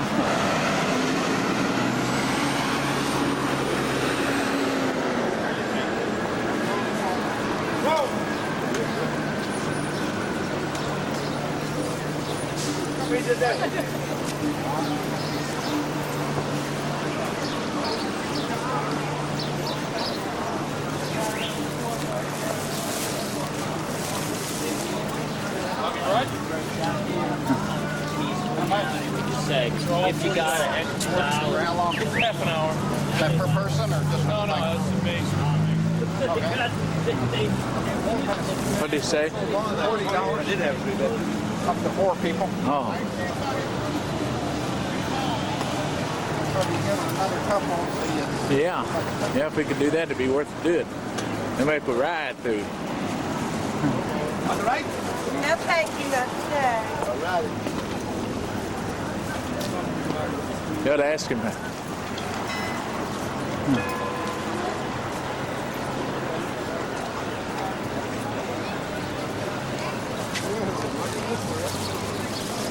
Huh? Look at that. Yeah. It's beautiful. Yes, it is, Jackson Square.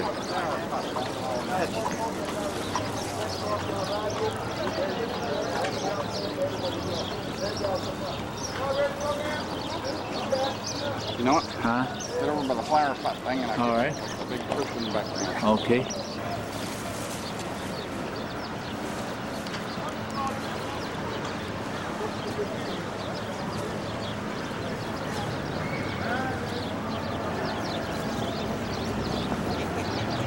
I don't know where to meet him. Inside the square, wasn't it? I don't know. Wow, it's pretty in here.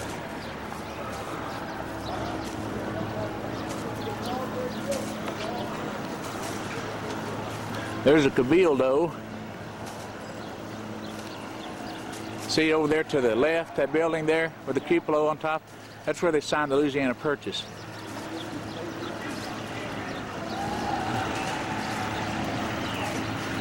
That thing caught on fire, and the firemen fought to save it. They saved most of it. I saw a special on TV.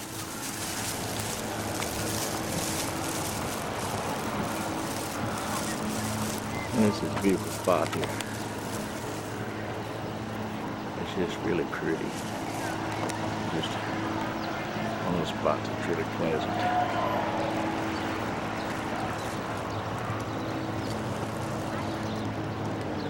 Andrew Jackson.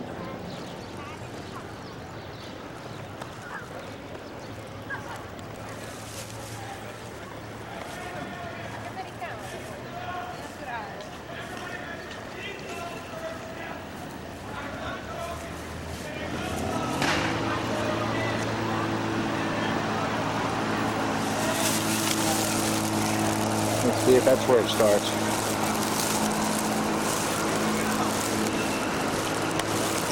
I think that's the street. Oh. Okay. Yeah.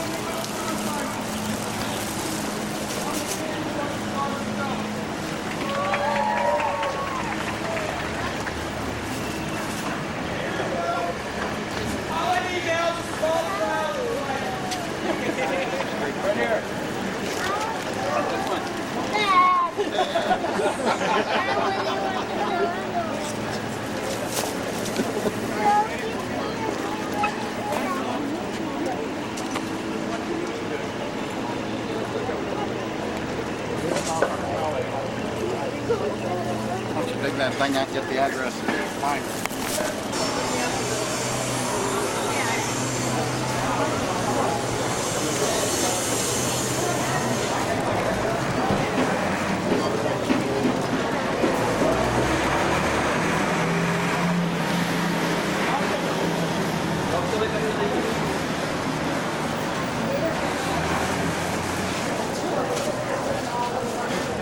That's the prowlings boiling a pot right there. I was gonna say, I usually take morning tours and got the prowlings all poured out on here so you can see them being made, but getting ready to pour some out now. I guess I take a long lunch-hour break or something.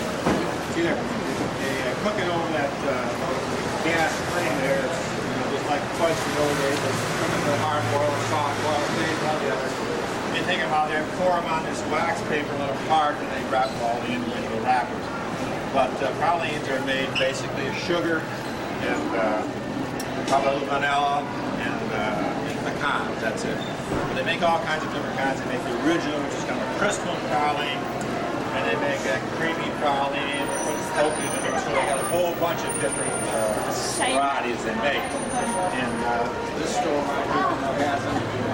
They break some of them rolls and 5.45. There's also a really good candy store at the end of this arcade where they have all kinds of candy. So we got sweet foods to browse down in there too. Okay, let's go on down here.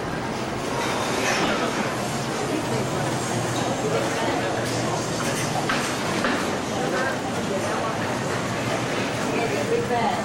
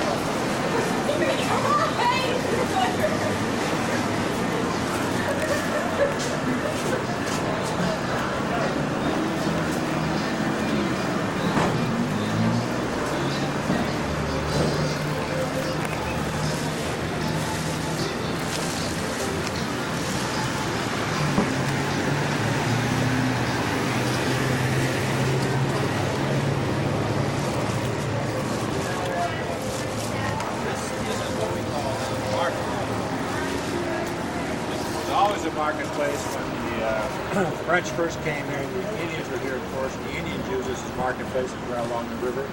And so it was right near the center of town, so the French used the marketplace.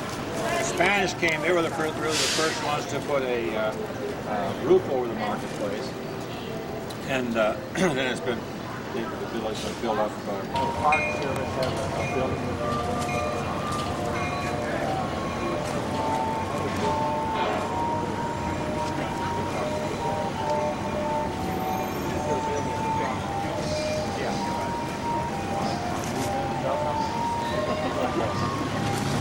Walk over here, sir.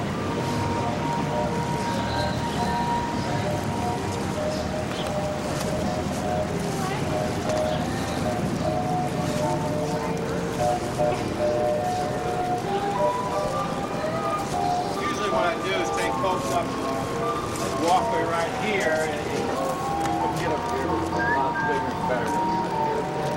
And they also have some of the shopping centers. Shopping center. That's the place. How often do they have? I don't even have interest in this. How often do they have these floodings? Well, whenever they have a danger of flooding for any reason, like I think one of the primary reasons. Let's just step out here a second.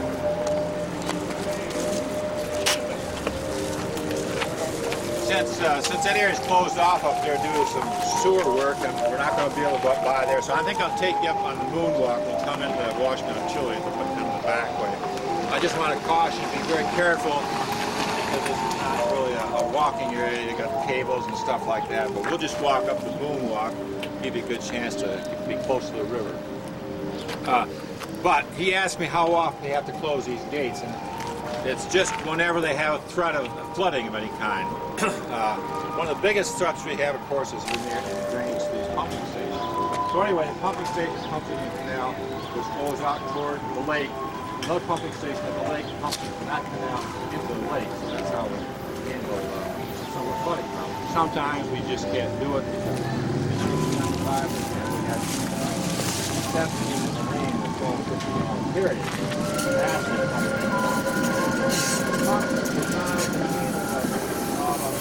what the water tower for 2 or 3 hours. That magnitude of a long period of time.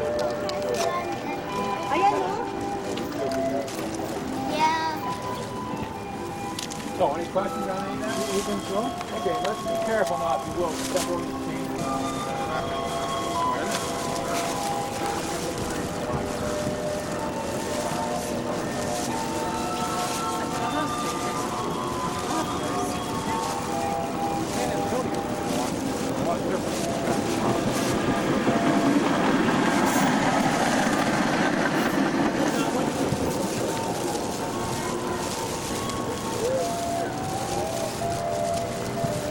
Okay, we're here on the banks of the mighty Mississippi. Everyone knows it goes that way, right? You see the current going right down that way? That's the way it goes, about 90 miles down the street. You have a vertical wall over there just beside the statue brewery. And I'm ready to walk down the road. We did this whole area. They built this area up here. That little amphitheater right down here. And then just a year or so ago, they built this area real cheap. Back when it was warm, go down each first mobilized and walk on a pillar. Then up to the east to fighting and go long time ago. A year later, New Orleans fell to the forces in England. It was about April 1866. And we all heard about Anthony.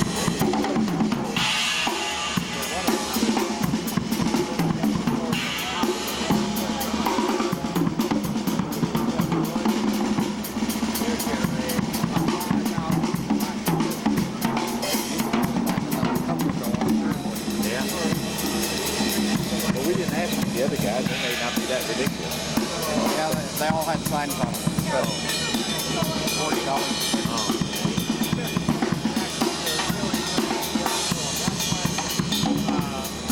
Neal upon Cabo built There's a theater down there.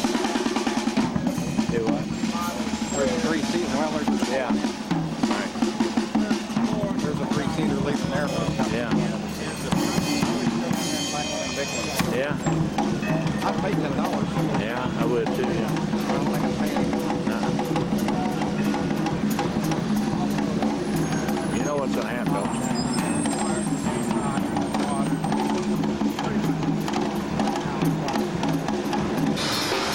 He's getting ready to go get us some pop here.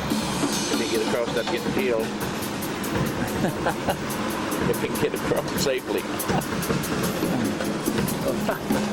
And here, no driver. This mule is trained to go up to the next one.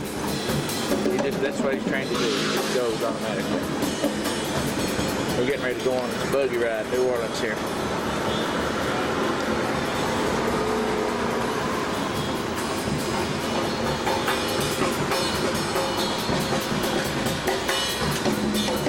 Hey, little boy.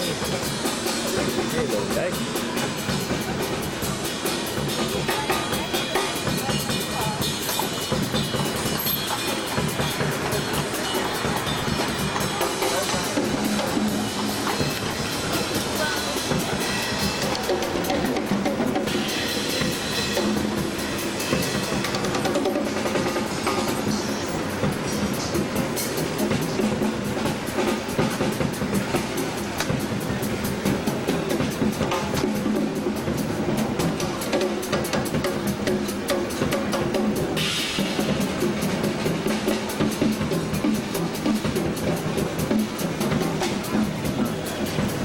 Howdy.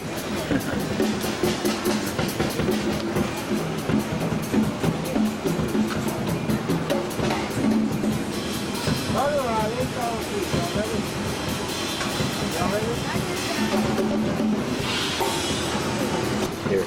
Okay, here comes our invisible driver. Going to take us on up. This mule goes automatically whenever any of them move. He knows just what to do.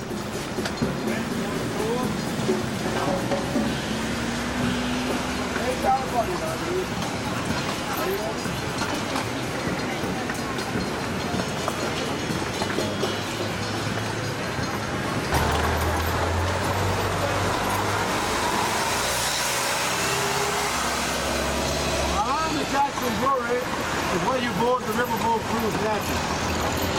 A fine 2-hour cruise up and down the river. Also, there's a 4-hour tour.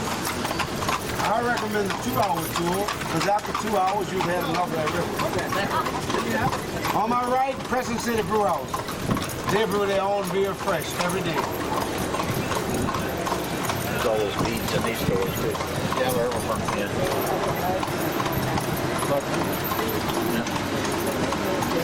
Hard Rock. Oh yeah. On my left is the Hard Rock Cafe.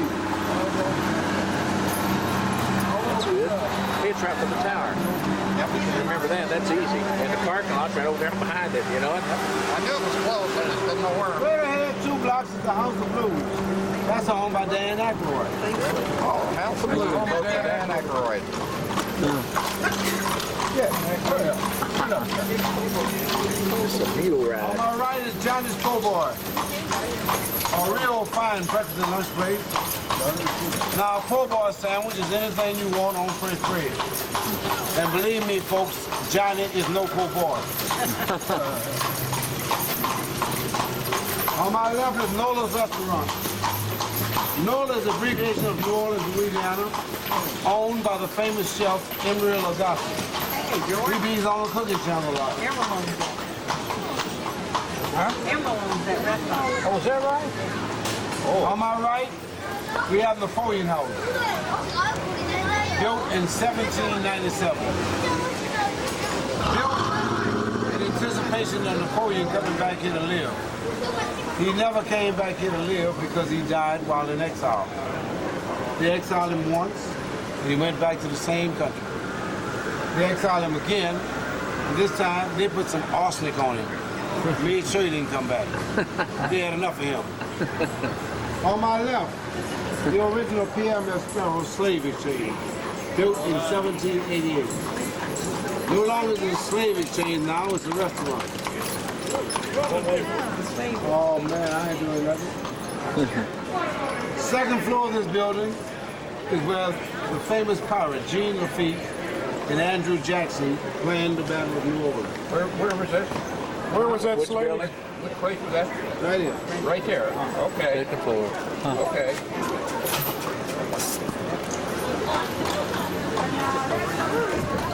Down the street on my left, where those lights on, K. Paul's Louisiana Kitchen. K. Paul is a big guy, be on TV, look like Dom DeLuise. Better known as Paul Foodon. We got the right. Yeah. Right thing. Yeah. This is a whole lot better now. On my right, the Royal Orleans Hotel. Hey, big boy. On my left is the old Wildlife and Fishery Building and former 5th District Court of Appeals. Now, this is the youngest building in the French Quarter. It was built in 1909. The only building in the French Quarter that occupies an entire city block. Antique Those guns marble and bridges swords. there around it, gold. Where's that at? Right there. They were imported from Italy. Yes. Those trees you see around it are magnolia trees. That's our state flower. Incidentally, each one is about 100 years old. Also, this is the site where the movie JFK was filmed. Also crosses the Pelican Brief and the Big Easy. Now it's in the process of being remodeled to become the state Supreme Court. That pink building over there in the middle of the block, that's Brennan's Restaurant. World famous for breakfast at Brennan's. Now they say you haven't been to New Orleans until you've had breakfast at Brennan's. That is not true. I was born and raised here. I still go to Shoney.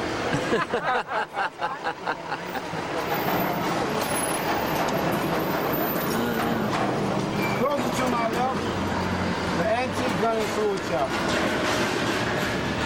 Second floor of that building is where the very first cocktail in the United States was served. Now the Masons used to meet upstairs. And one night a guy mixed up a drink with a lot of different colors in it.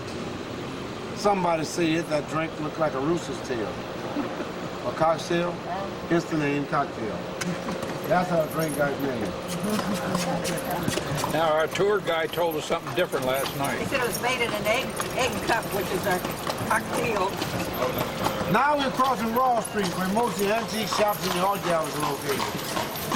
On my left is Tartaricia's, oldest Italian restaurant in the city. It opened in 1900. On my right, Antoine, the oldest restaurant in the city. It opened in 1840.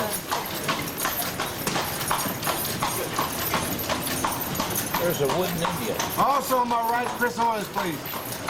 Live Las Vegas style entertainment every night, featuring Al Hurt. Al Hurt? Oh yeah. How about Pete Fountain? Is he still playing? Not yet. Pete Fountain plays at the Hilton. Huh? He plays at the Hilton. Oh, St. Louis and Bourbon Street. Yeah.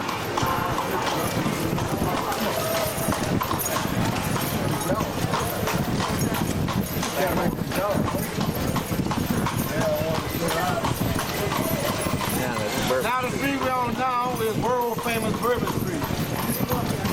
Bourbon Street is where you find anything you want, anything you need, anything you don't want, anything you don't need. And not exactly that all. Now the street we're crossing now is Tulu Street. Some people say this street describes the people of New Orleans perfectly. Tulu. The Bourbon Street is to the world famous 42 Sisters restaurant.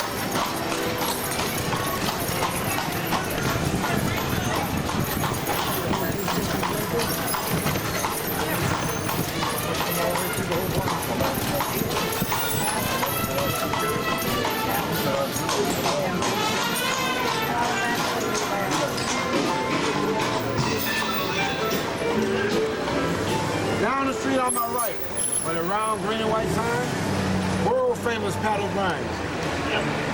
Next to Pat O'Brien's, coming this way, is Preservation Jazz Hall. Doors open every night at 8, music starts at 8:30. No alcohol, no food, just music. Kids are welcome.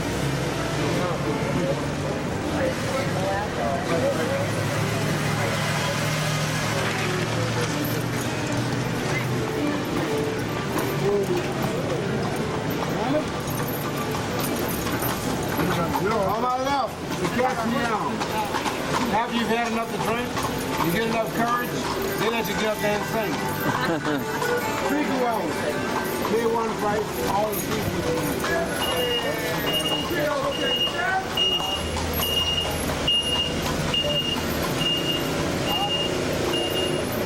Back into the cathedral.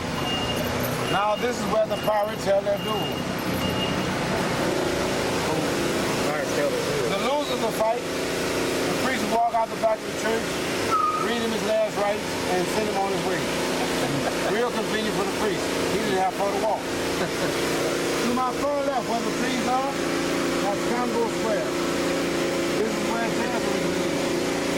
The slaves used to sit out there, beat on their bongos and sing the hymn. Out of that came here. Tropical Isle Bar, home of the hanging head drink. And the Funky Park, a real good food bar. Now folks, the French Quarter is 13 blocks long and 6 blocks wide. It houses anywhere from 8 to 9,000 people. Of those 8 to 9,000 people, approximately 30% are gay. We cross this next street, we're entering to the gay community. Don't be surprised at nothing you see. Notice those multicolored flags up there that look like rainbows? Those are the national flag of the gay community. Anytime you see those flags flying anywhere, there's gay activity going on. On my left, Marie Laveau's House of Voodoo. Anybody want to cast a spell on anyone, you find everything you need right there. Also, they break spells. So they work in both sides of the fence. They get you coming and going. To my far left, the Great White Arch, Louis Armstrong Park, named after the great Sackmore. The Bourbon Club, the Osborne. All boys. All boys. Now, folks, if you should happen to buy one of these properties in the quarter, you cannot renovate the outside, only the inside. Outside must remain as is, down to the original color. That's why some of them look old and ragged on the outside, but they're actually must performing on the inside. And a good motto to follow is, don't judge a book by its cover. Unless you see the flags hanging over here. Then it's a no-brainer. On my right, where the flags hanging on the balcony, that's the Voodoo Museum. On my left, Cafe Lafitte in Exile. Oldest gay bar in the United States.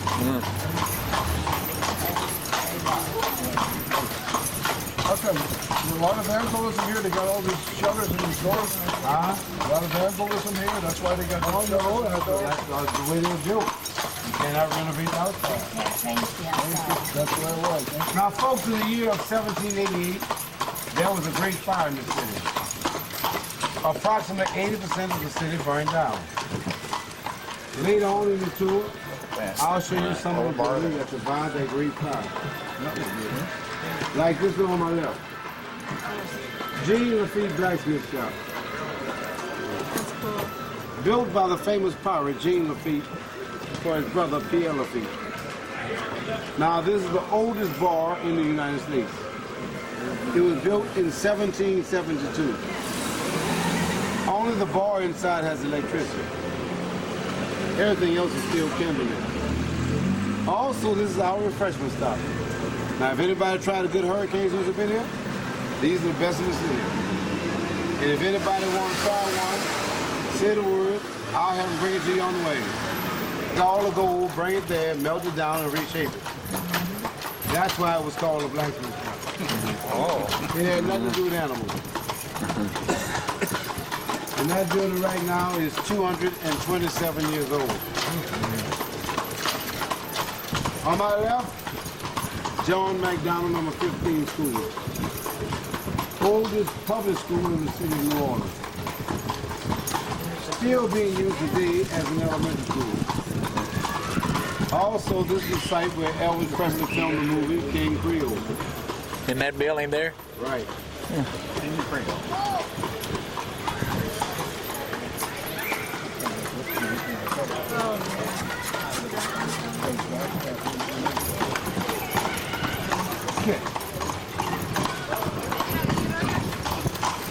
I know these balconies on my left with the straight iron railing, those are the Spanish designs.